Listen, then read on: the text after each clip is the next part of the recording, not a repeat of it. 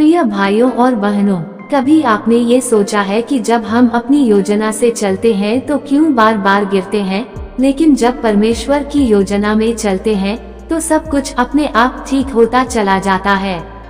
इसका कारण है हमारी योजना सीमित है, लेकिन परमेश्वर की योजना अनंत और सिद्ध है। यिर्मयाह 29:11 कहता है, क्योंकि मैं तुम्हारे लिए जो कल्पनाएं करता हूँ उन्हें जानता हूँ, यहोवा की यह वाणी है। वे हानि की नहीं वरन कुशल ही की है, और अंत में तुम्हारी आशा पूरी करूँगा। अपनी नहीं उसकी इच्छा को स्वीकार करना। बहुत बार हम कहते हैं, प्रभु मेरी मर्जी पूरी हो, लेकिन सच्चा विश्वास ये कहता है, प्रभु तेरी इच्छा मेरी इच्छा से बढ़कर हो। याद रखिए, परमेश्वर का समय कभी गलत नहीं होता। हम जल्दी चाहते हैं, लेकिन परमेश्वर सही चाहता है।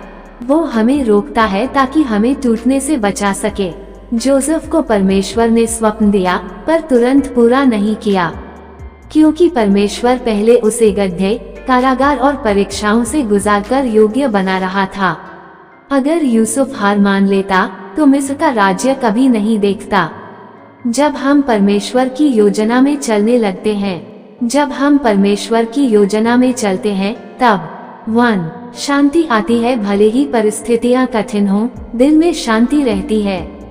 2 दिशा मिलती है, अंधेरे में भी रास्ता दिखाई देता है। 3 आशीष मिलती है, जो कोई दुनिया नहीं दे सकती, वो परमेश्वर देता है। भजन संहिता 37:5 अपना मार्ग यहोवा पर छोड़ दे और उस पर भरोसा रख, वही कार्य करेगा। अपनी योजना को परमेश्वर के हाथ में सौंप दो। आज बहुत से लोग कहते हैं, मैंने बहुत कोशिश की लेकिन कुछ नहीं हुआ। भाइयों और बहनों, क्योंकि आपने परमेश्वर को जगह ही नहीं दी। जब हम अपनी कुर्सी से उतरकर उसे राजा बनाते हैं, तो वही हमारी नाव को तूफान से निकालता है। प्रभु मैं अब अपनी योजना छोड़ता हूँ, मुझे तेरी राह पर चलना सिखा। अगर आप आज यह निर्णय ले कि अब मैं परमेश्वर की योजना में चलूंगा, तो आप देखेंगे कि आपके जीवन की हर चीज बदलने लगेगी।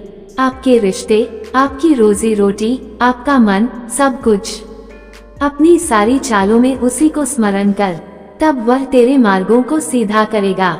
हे स्वर्गीय पिता, आज हम अपनी सारी योजनाएं तेरे हाथों में सौंपते हैं। हमें अपनी इच्छा में चलना सिखा, ताकि हम गलती से नहीं, तेरे अनुग्रह से बढ़ें। हमारा जीवन तेरी योजना के अनुसार हो और हम तेरी महिमा के साधन बने। यीशु के नाम में आमीन।